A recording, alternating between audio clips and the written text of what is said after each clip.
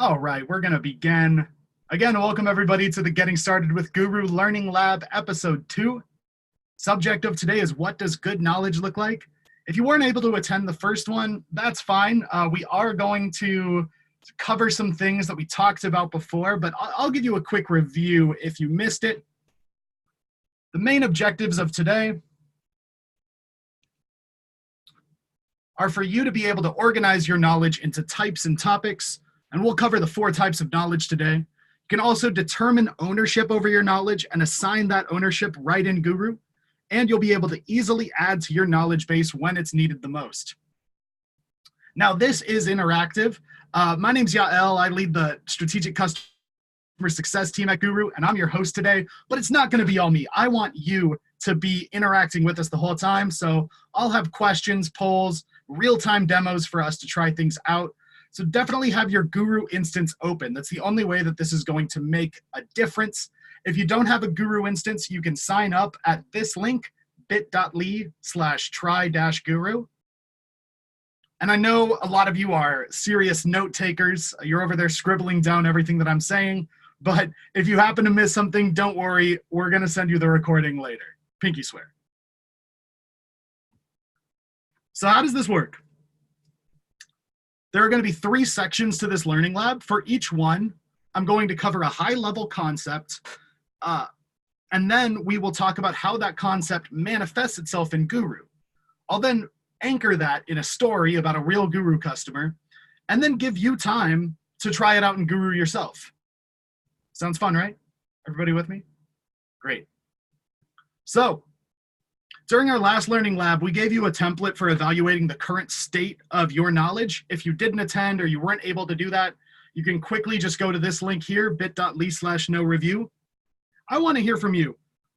What did you learn from that knowledge review? Did you find that your knowledge was across a lot of different sources? Were you able to identify people that you wanted to be part of your network of champions? You can either post it in the chat or through the Q&A feature. I'm going to take 2 minutes right now so that everybody can respond, and I'll read them out as I see them.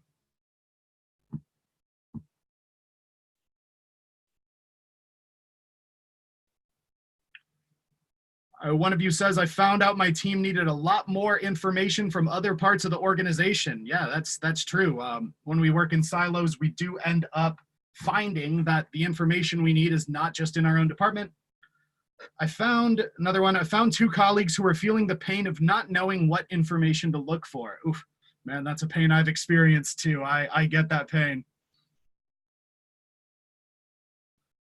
Another one here. I didn't realize my team was searching 4 different platforms for information. Gosh, how do you know which one to access? That sounds hard. All right, well, we're going to talk about get more into that review today and talk about good knowledge and what makes real effective knowledge for your team.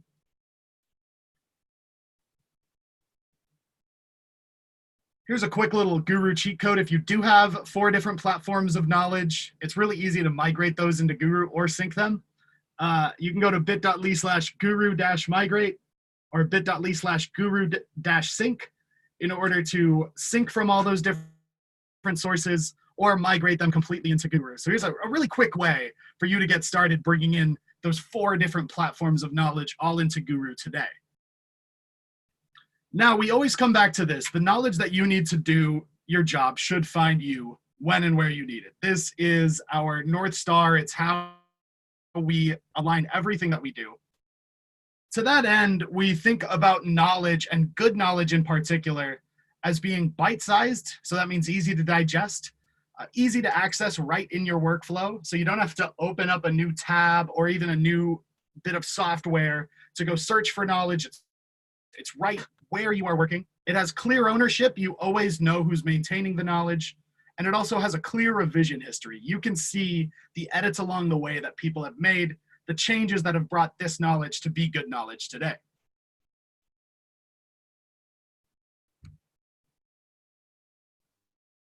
So with that in mind, I want to tell a little story. Meet our friend Joe. He's the head of content management at a software company. Joe's responsible for ensuring that his revenue team has all the info and training that they need to perform. If you were in the last webinar. You probably met Joe before. Here he is again. He found that he had to wrangle information from many different teams, from product, from marketing, customer success, sales, management, and their information was all in different places. Like you who responded in the chat that you had found that you were looking for information in 4 different places. Joe had even more than that. What we found is that it's best to organize your knowledge by type and topic. So here are the 4 types of knowledge that we found are the best way to break it down after working with a lot of customers. Process knowledge is the knowledge needed to take each step in a process, knowing when to do each step and how they connect together. This is especially helpful if your team is working in different tools and they need to move forward in their processes and feel accomplished. So it's a how do I do X, Y, and Z, a step by step. The next type of knowledge is conversational. That's info needed at the drop of a hat. When you are on the phone in a chat, the quick information that you need right away. You're on the phone with somebody, you need that knowledge on the go. This is especially helpful if you're in a firefighting situation and you need to act fast in order to preserve the customer's experience. Product knowledge is the third type.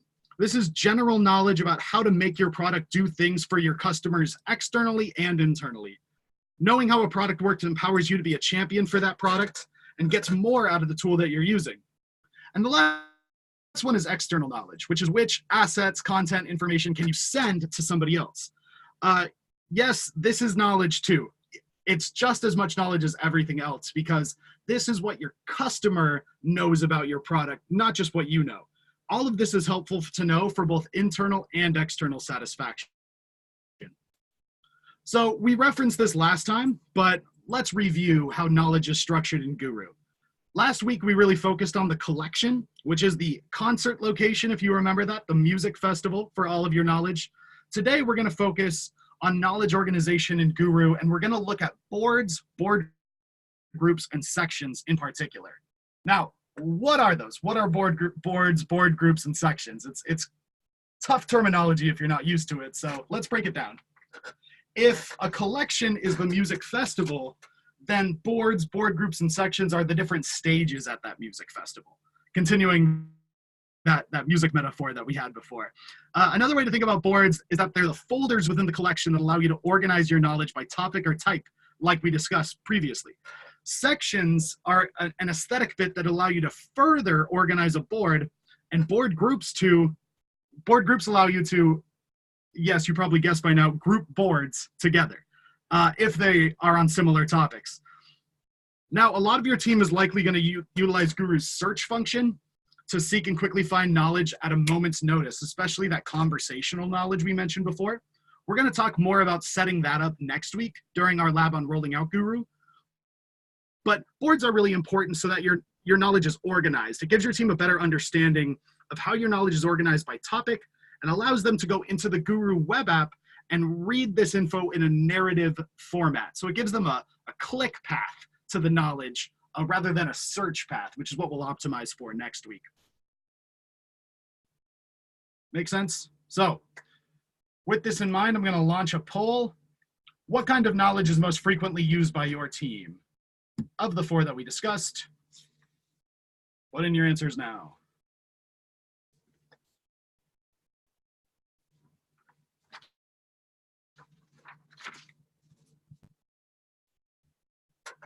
Now, this is a multiple choice poll, so you don't have to be locked into one answer if you don't want.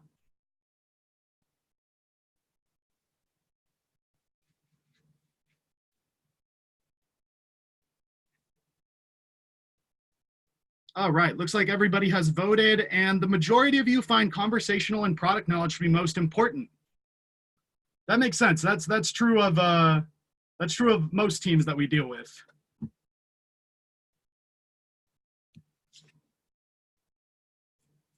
And in fact, it was the case with Joe.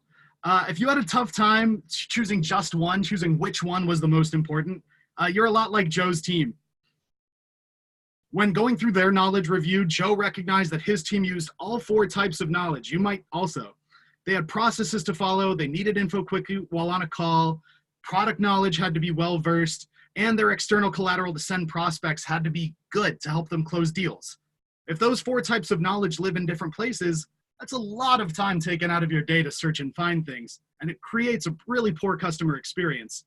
So Joe found that Guru helped bring all of these knowledge types together, made it easy for his subject matter experts to organize their knowledge by type and effectively coach his team with the right knowledge at the right time so the knowledge that they need could find them.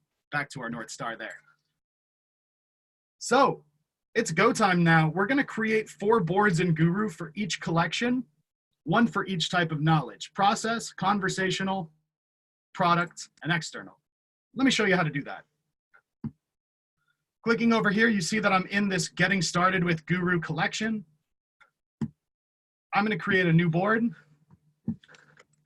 called Process.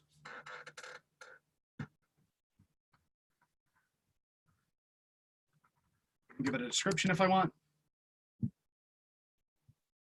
I'm going to create another one for Conversation.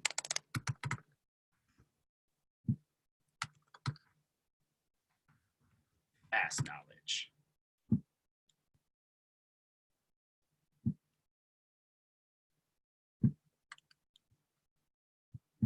One for product. The description's optional. And one for external facing. Now, if you want to get fancy, you can also add a board group here.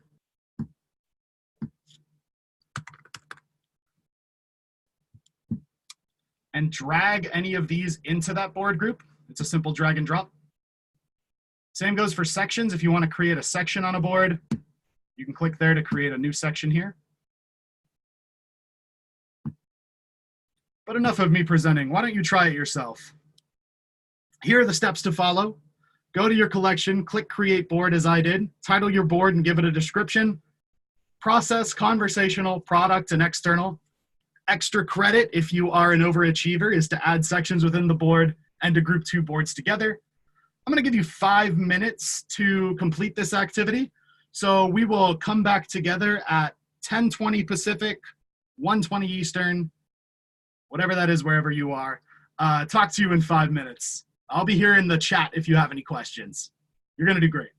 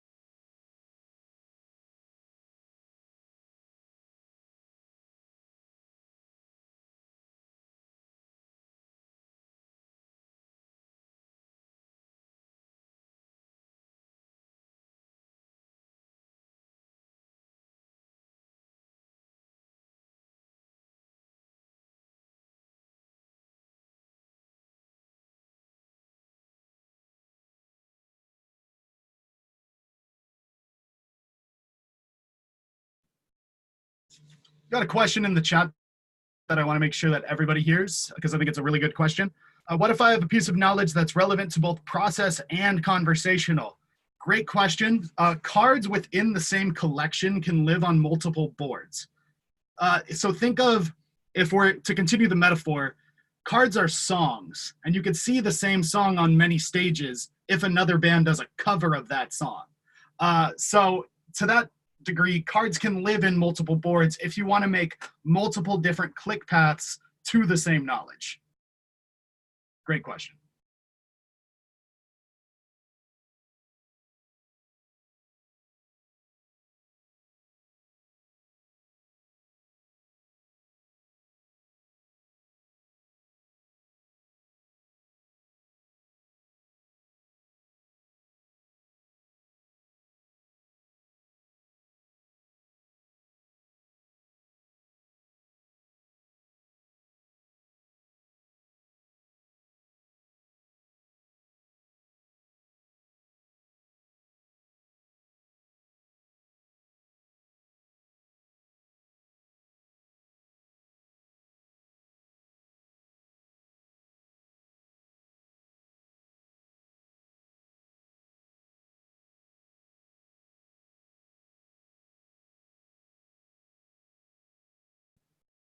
I see we have a new person joining. Welcome.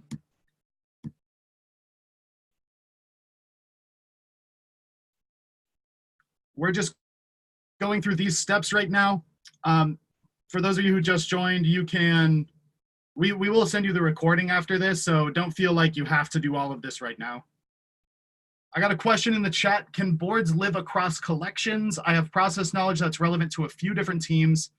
Can that board live in multiple collections? So as we discussed last week, collections are the piece where you determine permissions of who can see and edit what. So in that regard, if you had a board that was relevant to multiple teams, I would put that in a general information collection so that everybody can see it and everybody can access it, rather than worry about duplicating a card across multiple collections. I think that's the best way to go, is to create one place where the information everybody needs is, and then the team specific collections from there for the stuff that only the people on that team have to see. Great question, thank you. We're gonna move on to the next bit. We're gonna talk about knowledge ownership now.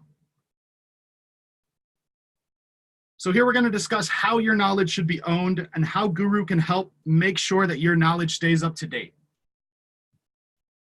Ideal ownership is clearly assigned to an individual or group. It's clearly up to date, and it has a clear process and timeline for updating. So the key word here is clarity. You don't want your team spending time being unsure. You want all of these things to be extremely clear. And we built Guru for that clarity. You can easily see whether it is verified or not. If it is trusted, it has that green check mark. If it is untrusted, it has that red exclamation point. This is an easy way for your team to determine if something is good to use right now or maybe hasn't been updated for a while. You can also assign the verifier to be an individual or a group.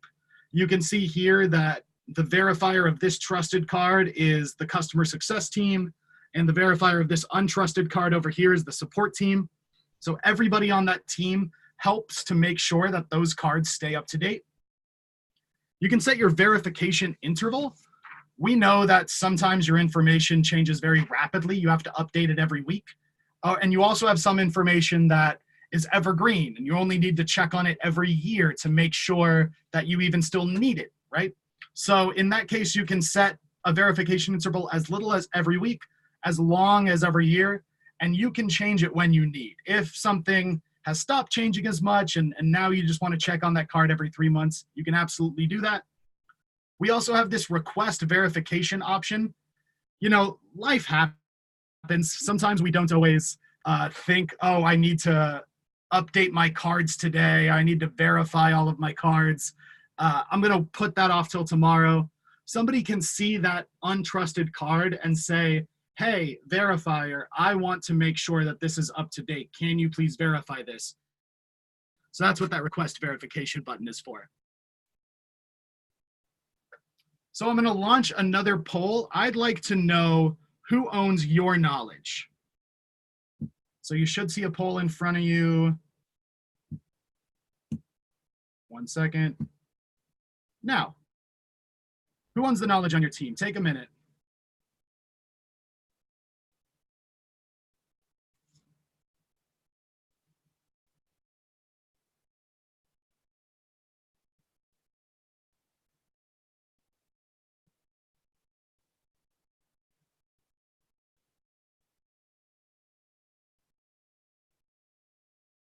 All right, that's everybody. It looks like 100% of you said subject matter experts. That's great. So you do already know who owns your knowledge. That's fantastic.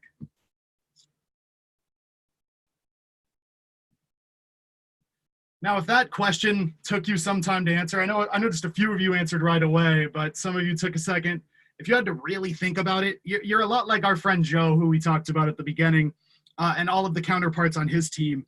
While they were wrangling the information for their company, Joe realized that a lot of information wasn't clearly owned. He might have known that it was up to a subject matter expert, but he didn't know who that subject matter expert was. And there wasn't a clear process for updating that knowledge. So now that he has Guru, Joe's team has better visibility into who their subject matter experts are, what knowledge they're in charge of, and what's up to date and verified for their team to use successfully. With Guru, you're going to spend less time searching for answers and for the right people to answer your questions, and more time being efficient and accomplishing your tasks at hand. So with that in mind, let's get back into Guru. You're going to create 3 cards and assign verifiers to each card. 2 of those cards will be assigned to individuals. 1 of those cards will be assigned to a group. Before I set you off, let me just show you how that looks. So to go back into my Guru here are the boards that we created at the beginning of this. And right here, I have the option to create my first card. I'm going to make my card about my dog.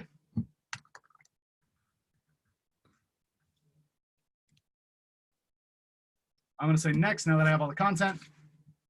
I created it within the general collection and on the external board. So these are pre-populated here. So I don't need to do anything there. And we're going to talk about tags more next week. Right now, I want to focus on the verifier. Now, in this case, I'm the one to verify that Magnus is a cute dog because I'm the one who owns him. But if this was information that somebody else on your team owned, you could select a different group or another user. But I'm going to say me. And I'm going to verify this every 6 months. I don't think his cuteness is going away anytime soon. Save that. And it's on my external board, so I know that I can share this with other people. It's as easy as that. So, in the Guru web app, create your card, choose your collection and board, and then assign your verifier and save. So that's 2 cards assigned to an individual and 1 card assigned to a group. Did I say that right? 2 cards to individuals and 1 card to a group. I'm going to give you 5 minutes to take care of this activity. I'll be here in the chat if you have any questions in the meantime.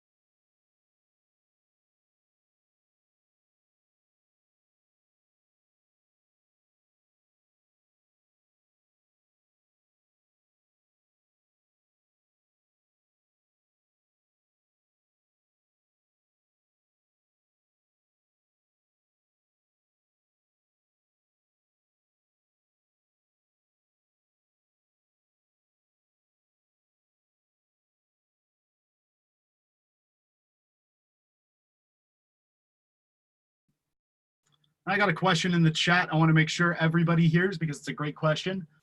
If I've already created a bunch of cards in Guru and I want to reassign them to the subject matter expert who should verify them, can I do that? Yes, absolutely. The way you do that is using a Guru feature called Card Manager, which allows you to bulk update cards. You can change their verification interval, you can add tags to them, you can assign them to a new board, and you can change the verifier there. We're going to get more into that next week. So yes, you absolutely can. I can send you information on Card Manager privately if you're interested in that so that you can get started on that before next week. Great question. Just a couple more minutes to create your cards and assign your verifiers.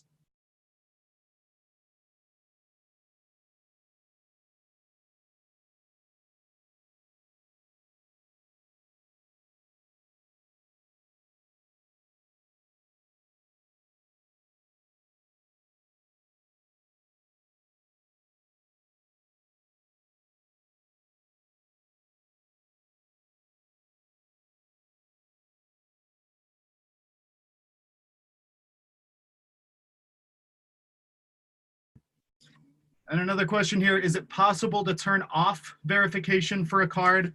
No. All cards are verified on a regular basis. We put that in so that your information will never go stale and your team will always know that it's up to date. So it's a little bit of work for your subject matter experts to check in on those cards every now and then, but that work is worth it because that means that your information doesn't just live in a folder and die the way it does with maybe a document repository. Here you can make sure that your information is always up to date. If you have a card that you don't need to update that often, you can set the verification interval to a year so that you only have to check on that once a year. Great question. Thank you. Get 1 more minute to complete this activity.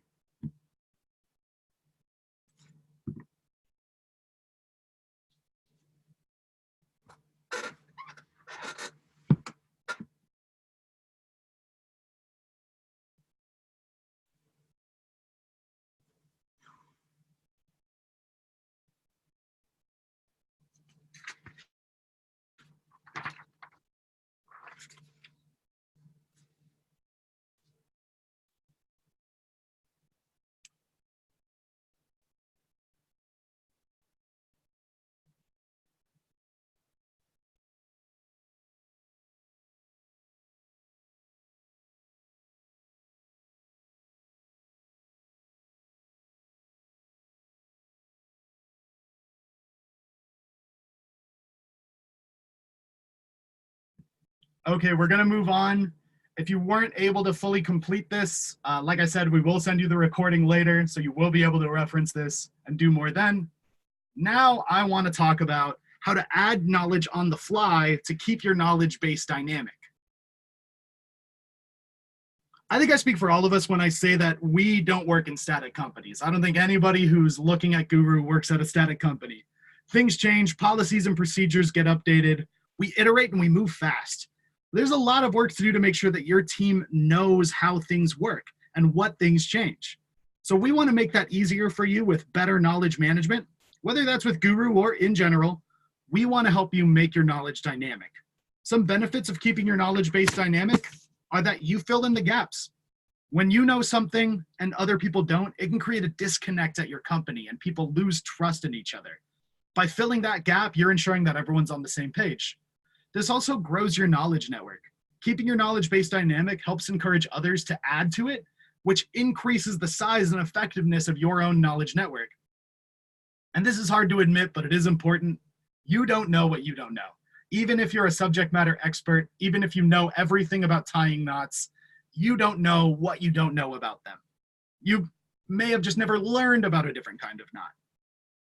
There are other people on your team and in your organization who will know how to fill those gaps. Get them to be a part of your network and ensure that all of your bases are covered.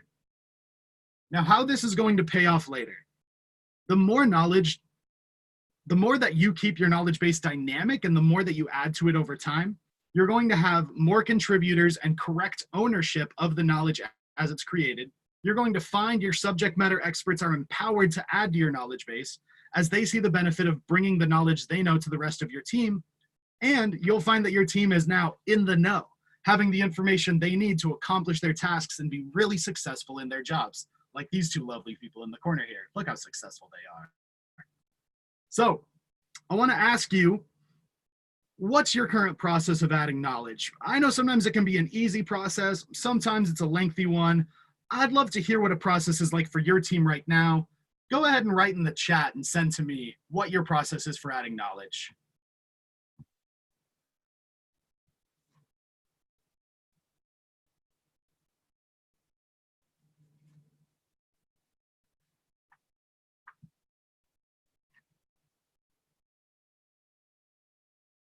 All right, one I see is we currently don't have a process. That's all too common. We submit asks for info to our subject matter experts and they create a Google Doc based off of what we're asking for. Okay. That's almost like Guru's Ask an Expert feature. We go back and forth with our team to get the information we need, but it's kind of like pulling teeth. Yeah, I've been there. I feel that one.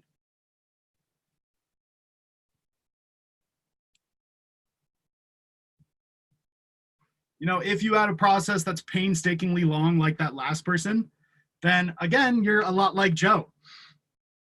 Without a standardized process in place, or with too much of a process in place, it makes it very difficult to your team to share their knowledge and even harder for them to search and find that information. After implementing Guru, Joe and his team found a way to make this process of adding knowledge more organic and dynamic as their team grew, and it needed more information to perform well. They were able to fill in gaps and provide knowledge for frequently asked questions, content, and more. So with that, let's try it out. The easiest way to add to your knowledge base is to be able to do so without going out of your workflow. So we're going to download the Guru extension today to create a card. You can go to bit.ly/guru-ext if you don't have it. I'm going to show you what this looks like.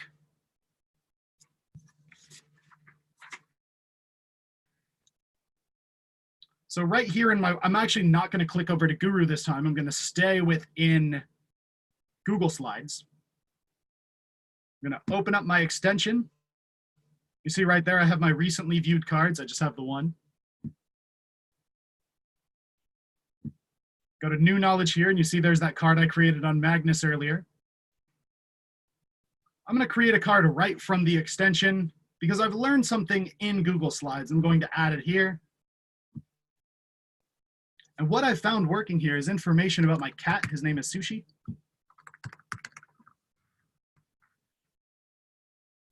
He's a cute cat. I'll send you pictures if you want. I'm going to put it in the general collection, add it to the external board. It's going to sit right there next to the Magnus card. I'm going to verify it every 6 months. Again, I don't think this information is going to change a lot. And save. It's that easy. It's just like creating a card from a board. You can create a card right in the extension. If you need to reference what's on the page underneath, you can just click this extension icon to make it go away. Click it again and it comes back just the way it was before.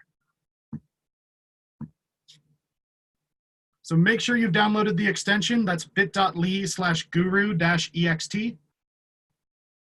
Try it for yourself. Between now and next time, create 5 cards in Guru. Make one from a board, make one from the web app, make one from the extension. This is going to be helpful as you add more people to your team. They'll see more knowledge and they'll see the value of adding Guru quicker. I'll give you a second now to create just one. Just a couple of minutes here to create a card from the extension so that you can get ready for adding in those rest of those 5. I'll be in the chat if you have any questions, but we'll get back together 10:39 Pacific, 1:39 Eastern.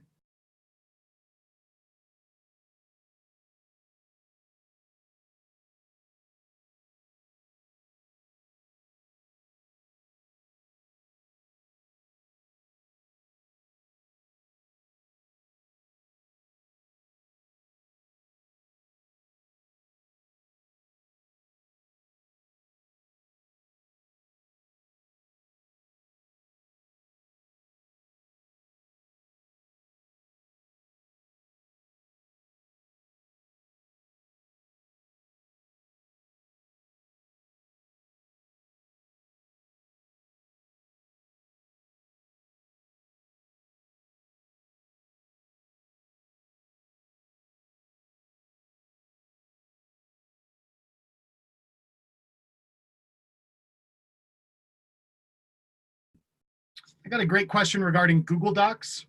Is it possible to create is it possible to copy paste knowledge from a Google Doc into a card, or is the best practice to link out to that Google Doc? I want to start with that second question first. Is the best practice to link out to that Google Doc? That depends on who is maintaining the knowledge. So if you have somebody who works completely in Google Docs and they're not going to come over to Guru, the best first step is just to keep them in Google Docs, and then you can iframe those into Guru until you get that person ready to start using Guru. Then you can start moving their knowledge out of Google and into Guru. But in order to copy and paste things from a Google Doc into a card, we actually have this really great feature called Knowledge Clipper, which I'll show you real quick. From your extension, there's my part about sushi. From my extension, from your preferences, you see that I have show knowledge clipper selected. That means that I can highlight any text, right click it, and easily turn it into a card. So that's something to keep in mind for those Google Docs that you want to easily make into Guru cards. You can just use knowledge clipper and you don't even have to copy and paste. We'll just bring it in for you. Great question. I'll give you all just one more minute to try creating a card from the extension so that you can get ready for those 5 cards you're going to create by next time.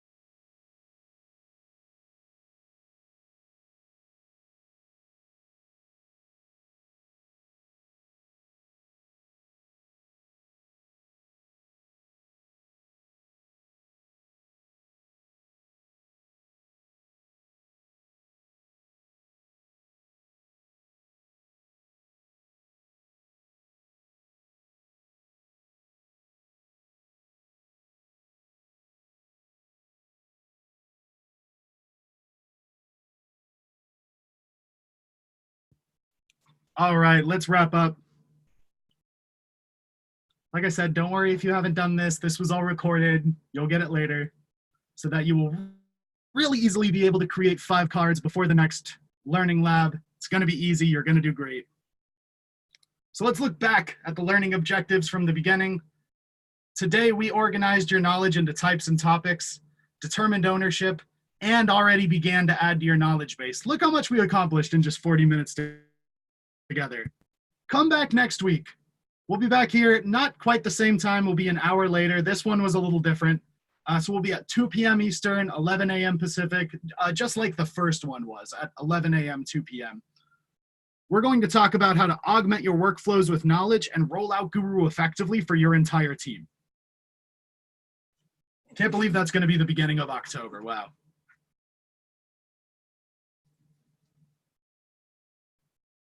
Now, just like I said last time, here are some resources for you. If you are that overachiever and you want to get going right now, you don't want to wait for the next one, check out our help center, help.getguru.com. That has everything that I covered today in article form, plus so much more great information about how you can dig into Guru. If you need help if you need help being guided through the help center, chat with our support team, support@getguru.com, or from your avatar menu in the web app and the extension, you'll see a contact us icon that will bring you to our support team as well. If you want a consultation, you can go to calendly.com/guru-consultation. Meet with our customer success team. They are experts at this stuff. I should know, I train them, and they will help you be able to walk through whatever you need to do and accomplish what you need with Guru. If you have any thoughts or comments or want to talk about what's missing, or you just really hate the sound of my voice, whatever it is, please write in bit.ly/getgurustarted. That's our feedback form where you can tell us whatever you want to about this webinar. And that's it. Thank you so much for joining. We're at 10:42 right now. I will leave the chat open. If you have any last questions, I'm happy to answer them. Otherwise, have a wonderful rest of your day.